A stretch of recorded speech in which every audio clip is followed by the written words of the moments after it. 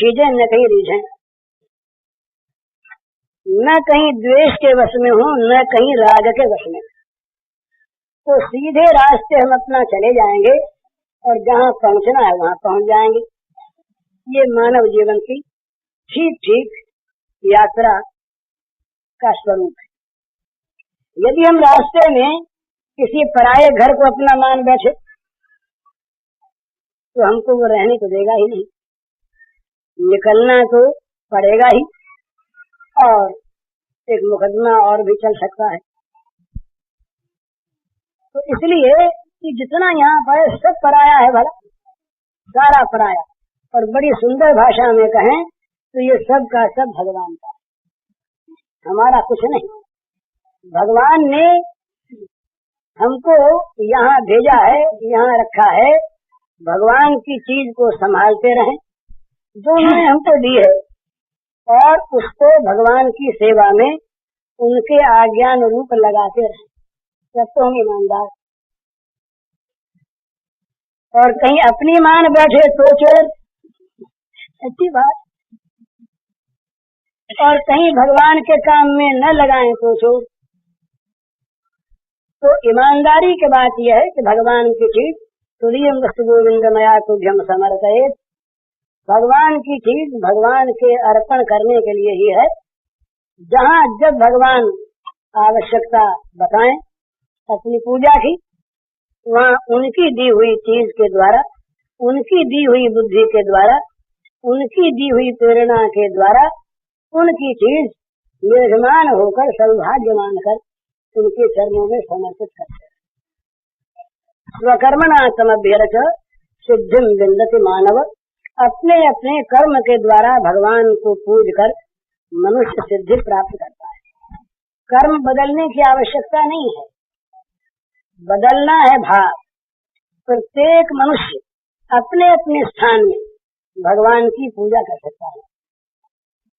भगवान ने अपना स्वरूप बताया, यत् प्रवृत्तिर्भूतानां येन सर्वमिदं ततं स्वकर्मणा समभ्यर्च सिद्धिं विन्दति मानव। भगवान का ये रूप जिससे सब निकले, सारे भूत प्राणी चर अचर सब जिससे निकले, और जो सब में फैला हुआ, सब में व्यापक, सब में व्याप्त, तो ऐसा भगवान कहाँ नहीं, कब नहीं, किसके लिए नहीं, सब जगह है, सब समय है और सब के लिए। और इन भगवान की पूजा के लिए बाहर की सामग्री की जरूरत नहीं। जिसके पास जो दिया हुआ है और जिसको जो काम सौंपा हुआ है, स्वकर्मणा सम अभ्यर्च, अपने उस काम के द्वारा भगवान की पूजा करें, फल सिद्धिं विन्दति मानव, जीवन सफल हो जाए। सब लोग, ये एक पागलपन है जो ऐसा कहते हैं कि सब लोग व्यवहार में सम हो जाएं, कभी आज तक हुए नहीं, होंगे नहीं, हो सकते नहीं। सबकी बुद्धि एक से नहीं, सबका स्वास्थ्य एक सा नहीं, सबके विचार एक से नहीं, सबके कर्म एक से नहीं, सबकी कर्म शक्ति एक से नहीं, तो सब सम कैसे हो जाएंगे? विषमता को लेकर जगत बना।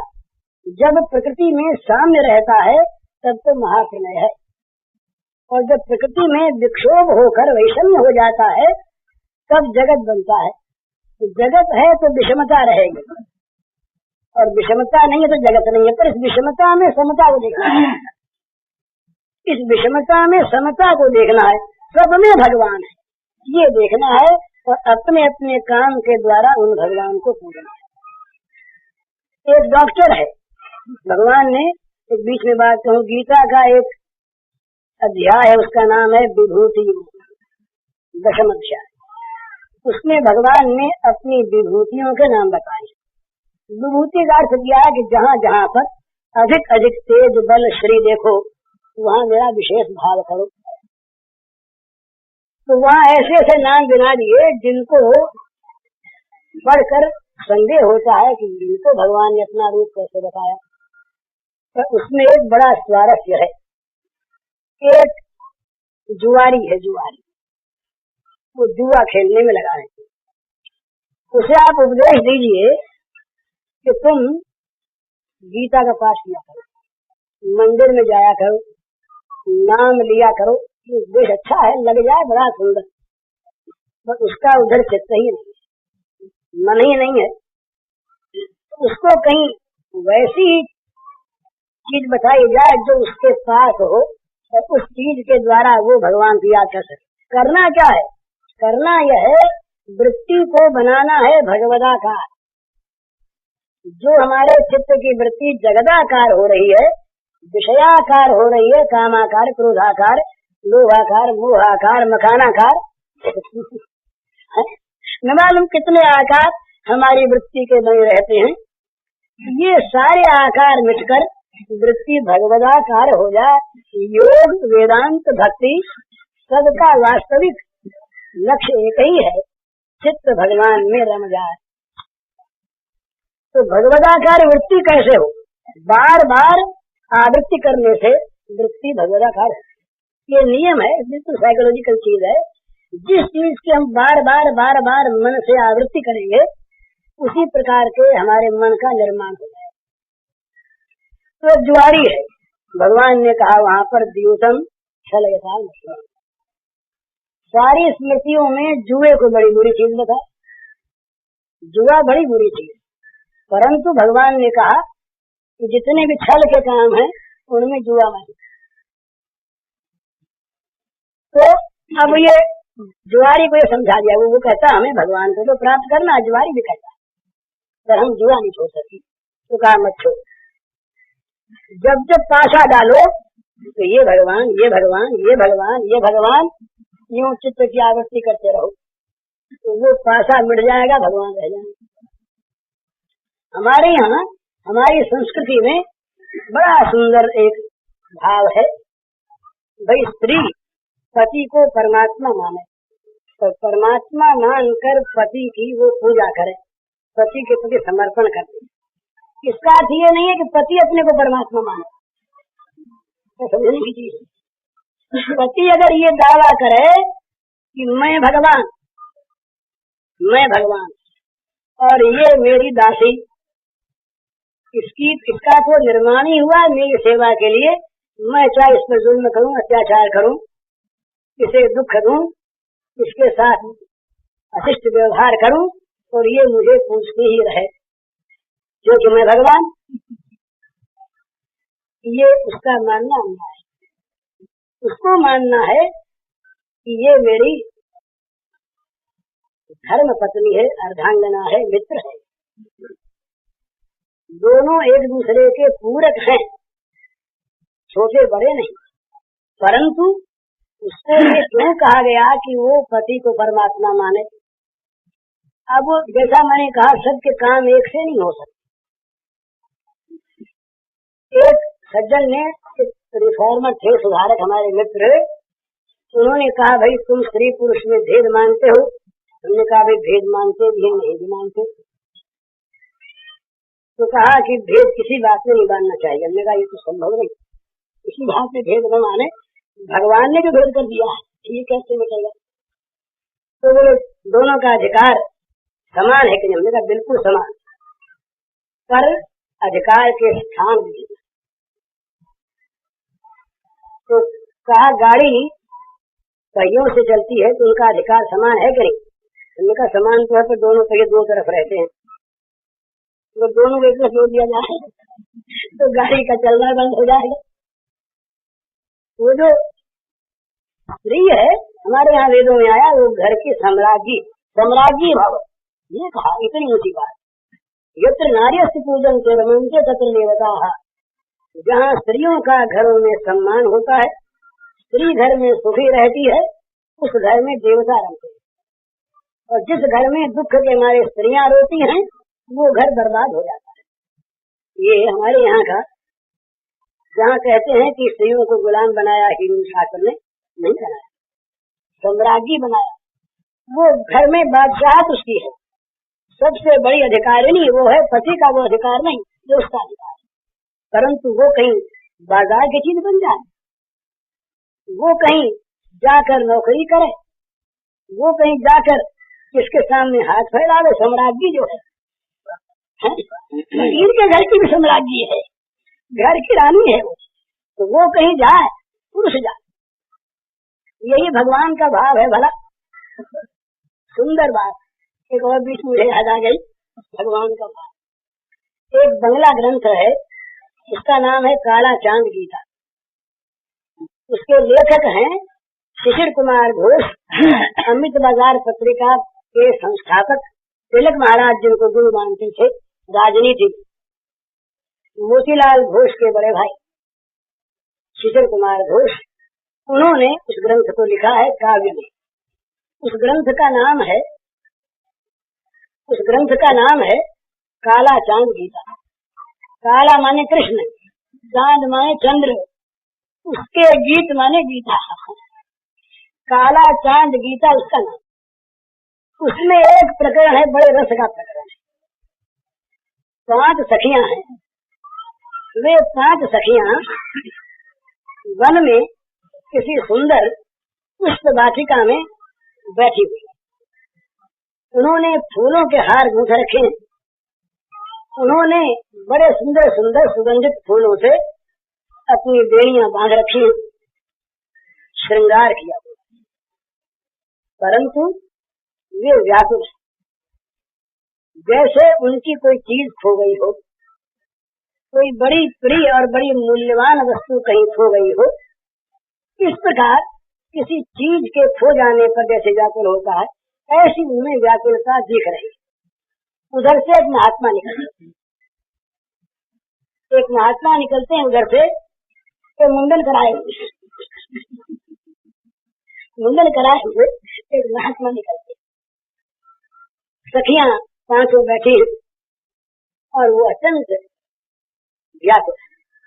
एक सखी ने कहा दूसरी से कि महात्मा है, ये कहीं हमारी कोई चीज का पता बता दें। दूसरे ने कहा पूछो ना। तो पूछने की प्रवृत्ति हुई, महात्मा के चरणों में जाके प्रणाम किया। प्रणाम करने के बाद महात्मा ने कहा भाई बोलो, तुम उदास क्यों हो तुम लोग? कहा उदास इसलिए है कि हमारे सुंदर भगवान कहीं खो गए हैं, कहीं छुप गए हैं। आपको उनका पता हो तो बताइए। बोले कौन है? बोले वो हमारे भगवान भगवान नहीं कहा, हमारे भगवान है। तो ये हमारे भगवान क्यों सुनते? महात्मा ने सुना भगवान की बात पूछ रही। तो महात्मा ने उनको नीचे से ऊपर तक देखा, वो सजी हुई श्रृंगारवती। तो महात्मा बोले कि तुम लोग पगली हो गई क्या? बोले कैसे महाराज, समझ में नहीं आए, पगली क्यों कहती? तो बोले कहीं भगवान यूं मिलते हैं क्या? अब तो और उनके मन में व्याकुलता बड़ी बड़ी, यूं नहीं मिलते तो कैसे मिलते हैं? तो बोले महाराज कैसे मिलते हैं? अरे बोले हमारी तरह से मुड़वा शरीर को जर्जर कर दो। तो बोलते शरीर को जर्जरित कर दो, तनुता आ जाए, शरीर बिल्कुल जर्जर हो जाए, योग साधो, तप करो, श्रृंगार को छोड़ दो, तब कहीं भगवान को प्राप्त करने की बात करना। ये सुन करके वे सखियां सब विस्मित चकित हो, उनके समझ में आई नहीं बात। महात्मा ने ठीक कहा, भगवत प्राप्ति की बात ठीक है, त्याग के बिना होता नहीं। तो बोले कि वो अब आपस में एक दूसरे को देखने लगी। एक ने हिम्मत करके बोली वो महात्मा से, बोले महाराज वो आपके भगवान कौन से हैं? तो महात्मा बोले फिर पागलपन की बात करती हो? अरे भगवान कोई 5-7 होते हैं क्या? जो सबके भगवान वो हमारे भगवान। हाँ बोले तो ठीक है, पर आपके भगवान का रूप रंग काम काज क्या है तो बताओ। तो महात्मा बोले कि वो जगदीश्वर, सबके सब लोक महेश्वर है भगवान। और वो भगवान दंडदाता भी हैं, पुरस्कार भी देते। जिसका अच्छा काम देखते हैं उसे प्रसन्न होकर के वरदान देते हैं, मंगल दान देते हैं, और जिसका बुरा काम देते हैं उसे दंड देते हैं। तो वो कहाँ रहते महाराज आपके भगवान? बोले हमारे भगवान वैकुंठनाथ है, वो सब में व्यापक है। सब सखियां आपस में उनको हंसी आती लगी। तो महात्मा ने पूछा कि हंस क्या रही हो? बोले अब समझ में आ गई, आपके भगवान दूसरे ये हमारे वाले भगवान नहीं। अब महात्मा फिर चकित हो गए, बोले तुम्हारे वाले भगवान फिर कौन से होते हैं? तुम्हारे वाले भगवान क्या है बताओ तो सही। बोले हमारे भगवान तो जगदीश्वर नहीं है। तो कौन है? बोले हमारे ईश्वर। हमारे भगवान तो हमारे स्वामी है, जगत के स्वामी हो न हो कोई हो। और बोले हमको तो कहीं ईश्वर की राजा की बात सुन के डर लगता है।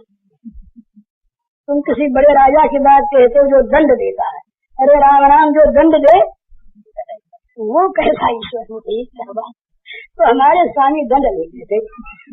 आपने कहा कि वो दंड देते हैं और इनाम देते हैं, तो वो इनाम देंगे कहाँ से हमारे स्वामी? क्योंकि घर के भंडार की चाबी तो हमारे पास, खजाने की कुंजी तो हमारे पास है। और तुम कहते हो वो दान देते, इनाम देते हैं, वो इनाम कहाँ से देंगे? और तुम कहते हो दंड देते हैं। तो कहीं प्रेम में दंड होता है क्या? स्नेह में कहीं दंड होता है क्या? अरे हमारे कहीं रोग हो जाए और हमारे स्वामी हमें कड़वी दवा दे, वो दंड होती। हमारे कहीं पर अंदर मवाद हो जाए और उसको हमारे स्वामी खुलवा दे, ऑपरेट करवा दे, तो क्या वो दंड होता है क्या?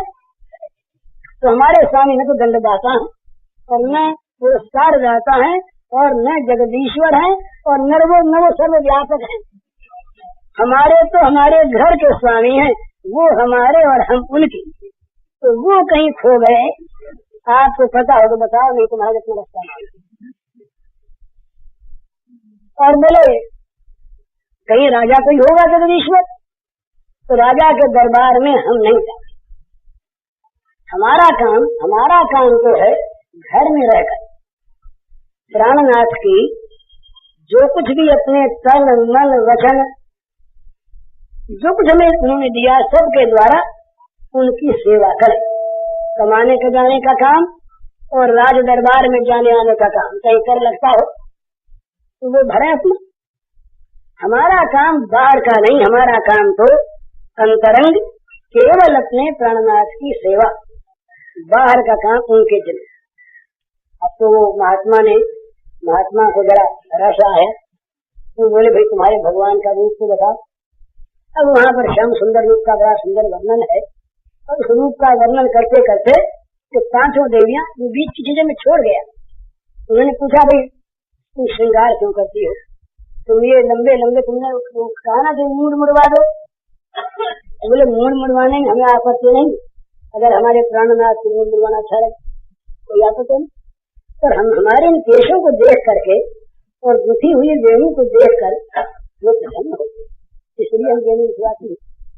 और कभी उसका और दूसरा काम भी रहती है, तो प्राणनाथ कहीं चले गए बाहर तो हम इन काले काले केशों को लंबे हैं तो सामने करके इन केशों में उनकी छवि देखते हैं। कृष्णमूर्ति इसलिए हम केश रख दिए हैं। केश रखने का अर्थ ये नहीं कि हम केशों से कोई श्रृंगार करते। बहुत सा उनका लंबा चौड़ा पांचों सखियों का बंगला भाषा में बड़ा सुंदर उनका संवाद है, पढ़ने लायक।